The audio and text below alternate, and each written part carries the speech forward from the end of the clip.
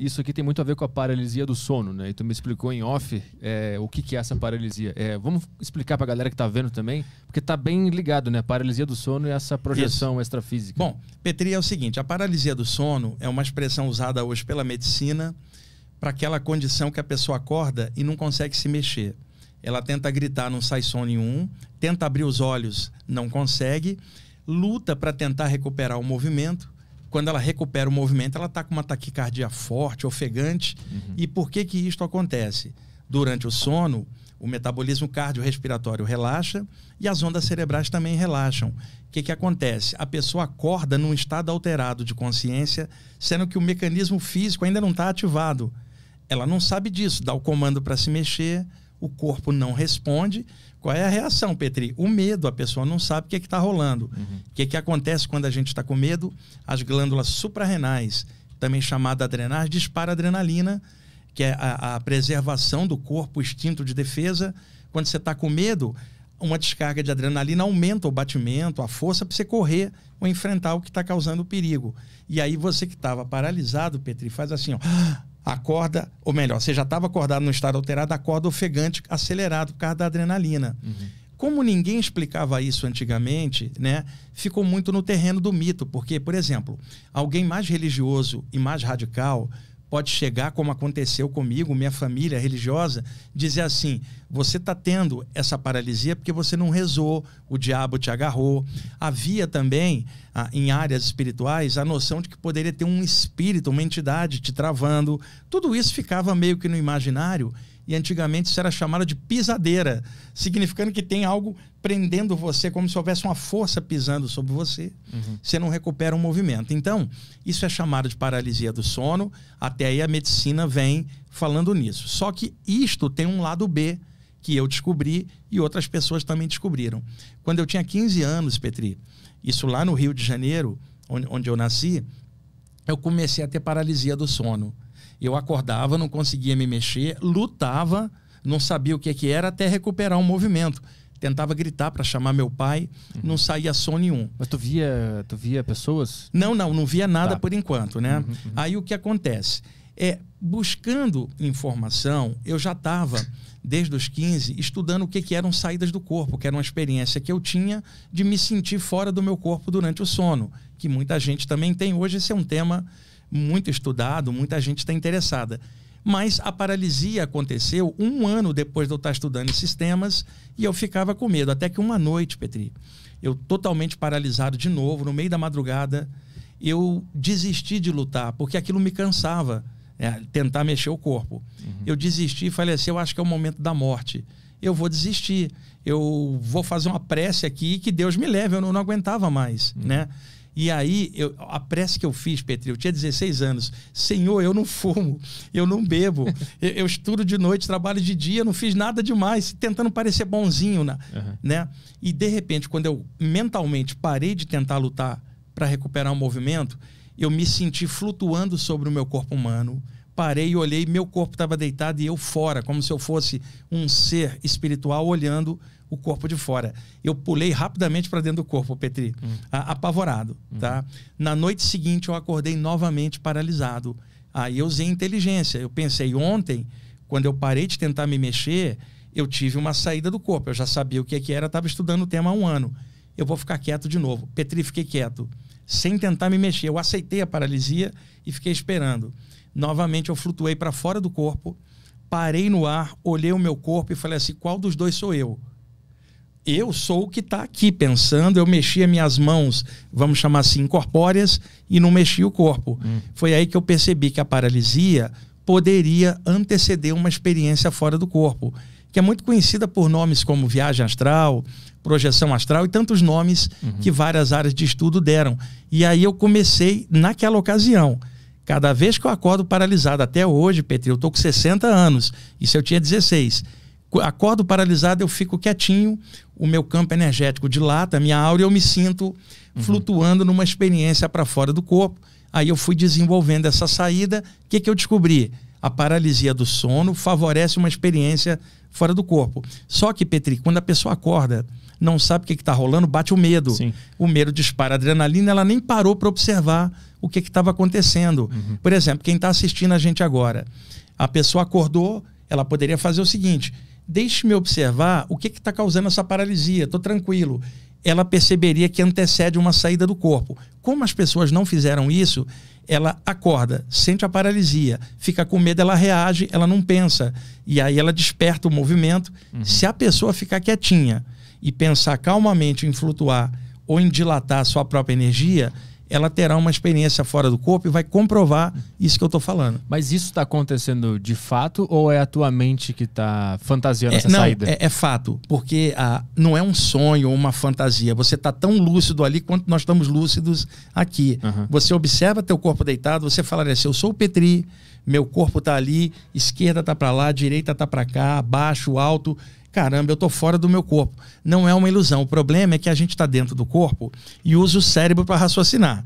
Então não dá para imaginar com o cérebro como é que seria pensar sem o cérebro. Porque inclusive a própria ciência só admite que o pensamento é subproduto do cérebro. A saída do corpo mostra outra coisa, de que a consciência é uma coisa e o cérebro é outra. E que a consciência usa o cérebro como veículo de expressão. Isto então implica que um dia, Petri, quando o corpo cessar a vida e a pessoa sair de vez, ela vai continuar existindo e pensando. Só que quando a gente fala isso, muita gente tende a levar para o lado religioso.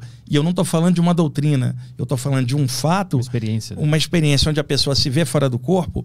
E aí, na época, eu fui estudar o tema, a literatura que tinha. E tinha outros autores que falavam nisso. E aí surgiu um nome na área desses estudos, que é o nome catalepsia astral. Catalepsia paralisia, não é o nome que a medicina usa. A medicina vai falar paralisia do sono.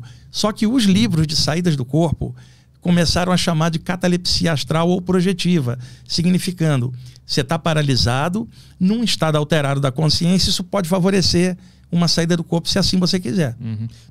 Quando tu saiu do corpo e começou a sair várias vezes, tu fez algum teste para ver se tu estava vendo o mundo como ele era? Sim, porque, por exemplo, eu atravessava a parede, via meu pai e minha mãe deitado no quarto, tá, na posição, entrava no corpo e a Lara estava na posição que eu tinha visto. Eu comecei a fazer pequenos testes, isso naquela ocasião, eu tinha 16 anos. E aí a observação, ela comprovava para mim aquilo, mas era uma experiência subjetiva. Eu não tinha como comprovar para um terceiro. Eu não tinha como chegar lá na tua casa, Petri, sacudir e falar: eu sou o Wagner, estou fora do corpo. Porque desde o momento que você passa para essa condição, você está com um chamado corpo sutil ou espiritual que não afeta nada da matéria. Você não consegue interagir. Você não interage aqui. Entendi. Aí abre outra possibilidade, tá? Eu atravessava a parede da rua de casa e via a rua de casa vazia 3 horas da manhã, não tinha ninguém na rua. Mas aí começou a acontecer uma coisa. Um amigo meu morreu, desencarnou num assassinato. 3 dias depois eu saí do corpo, ele apareceu na minha frente, Petri. O que eu tô falando não tem nada a ver com doutrina X ou Y. O cara existia, eu existia e eu vi ele. E aí ele estava vivo. Eu percebi claramente que a morte do corpo não matava o eu real, se quiser chamar de espírito, alma, o nome que a pessoa quiser chamar. E aí o que aconteceu? Eu tinha ido no velório do cara. Ele jogava no mesmo time que eu, era um grande amigo. Eu entrei em choque, porque eu pensei, eu fui no velório, chorei pra caramba, senti a falta dele. 3 dias depois eu tô vendo que o cara tá vivo. O que me adiantou o choro lá, se o cara não tinha morrido, desaparecido realmente? 6 meses depois morre outro amigo do mesmo time, né? Morreu durante o sono, de parada cardiorrespiratória. Tempos depois eu encontrei ele lá fora. Neste dia, o Petri, eu pensei, eu nunca mais vou a um cemitério para chorar, cara. Os 2 grandes amigos que eu tinha que desencarnaram, eu tô percebendo eles vivos. Então, na verdade, a perda do corpo não é a extinção da consciência. Essas pessoas estão vivas em outro plano, mas ninguém aqui na Terra vai acreditar no que eu vou falar. Mas eu sei, eu tinha certeza, né? Isto começou a acontecer com frequência. Eu ver seres espirituais... Vocês interagiam? Interagiam, tá? Porque eles estão num corpo sutil, você também. Então é uma troca de energia. Por exemplo, eu estou aqui, a gente pode apertar a mão, pode se abraçar. Se a gente estivesse fora do corpo, a gente poderia interpenetrar energeticamente, estender as mãos. É uma troca de luz. Mas o que acontece, Petri? Essa troca já é aqui. Se eu estender a mão e você estender, nós estamos usando as mãos para um contato, mas o que é matéria? Energia condensada, é um toque de energia no final das contas. Fora, o toque é só energético, sem a parte física, mas a relação é a mesma. Vocês se comunicaram, vocês falaram alguma coisa? Não, mentalmente, porque as cordas vocais estão no corpo. A comunicação, ela é telepática. E a conversa era a mesma daqui. No caso dos dois, o primeiro amigo, ele estava apavorado, cara. Ele morreu num assassinato, ele estava agitado. No segundo caso, o outro amigo morreu durante o sono e esse sim, eu conversei com ele e ele estava mais consciente das coisas, né?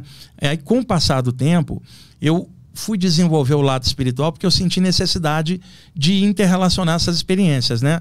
Aí eu fui atrás de tudo que eu podia, Petri. Espiritismo, umbanda, yoga, teosofia, ocultismo. E eu sempre tive uma mente muito aberta, assim igual você. Uma mente aberta, observando e somando tudo e equilibrando no meio. Por isso eu nunca aprendi o meu raciocínio numa área, mas eu estudava de tudo. E eu percebia claramente que nenhuma doutrina tinha tudo, tinham pedaços de realidade. Eu ia juntando e aplicando do meu jeito nas saídas do corpo. Foi aí que eu comecei a ver um outro fenômeno. Petri, você está tendo uma experiência tua, individual. Ela é carreira solo. Você começa a frequentar um lugar, seja lá onde for. Esse lugar tem uma atmosfera, tem um grupo e seres espirituais que interagem com o grupo. Vamos chamar guias, né? Ou protetores, o nome que a pessoa quiser. Como você frequenta aquele lugar, esses seres espirituais que estão ali, eles mapeiam sua assinatura energética. Então, o que acontece? Durante o sono, se você tiver uma experiência fora do corpo, você vai sair do corpo e vai ver esses seres que já estão naquele lugar que você vai, você está familiar para eles.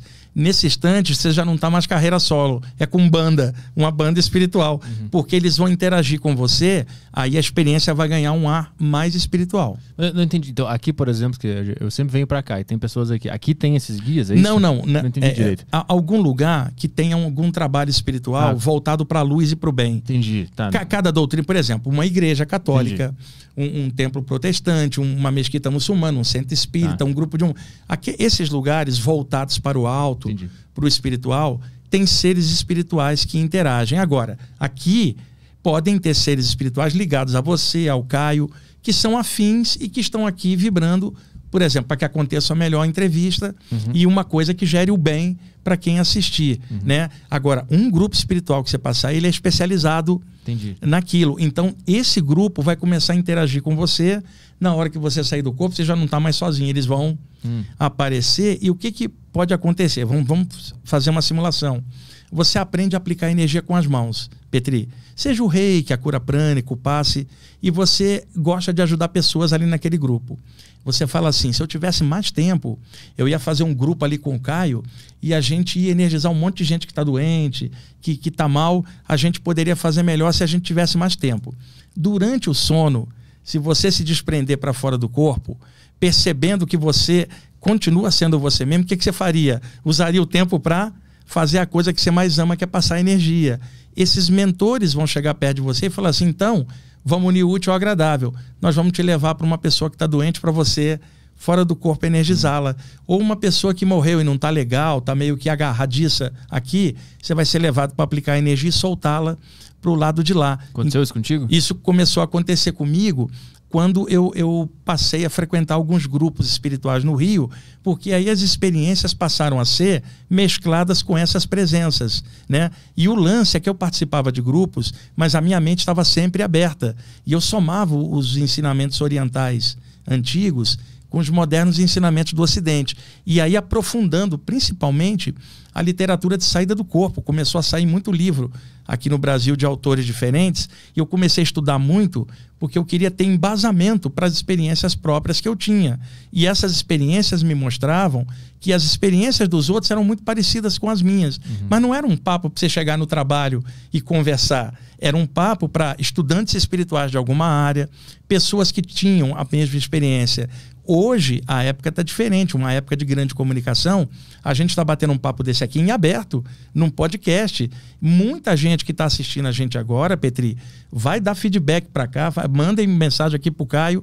Vocês que já tiveram experiência assim, vocês vão ver a quantidade de gente que vai se comunicar falando disso. Agora, eu entendo que para um público aberto, que não estuda a parte espiritual, para uns pode parecer uma coisa criação da mente, é natural, trabalho com público. O outro pode achar que você está sendo alucinado espiritualmente, o outro pode achar que tem um ser das trevas te enganando. Tudo isso faz parte das pessoas que não aprofundaram esse tema, porque as que aprofundaram vão notar dentro da literatura do tema uma similaridade de relatos, uma complementaridade. Você vai ler 30 livros disso e vai perceber um padrão, que significa não que os 30 estão com problema mental, mas aquilo é uma realidade não mapeada pela ciência oficial, que naturalmente vai entender isso de outra forma, e eu compreendo. Agora, quem tem a experiência sabe que ela é real e cresce muito, a pessoa melhora o caráter dela,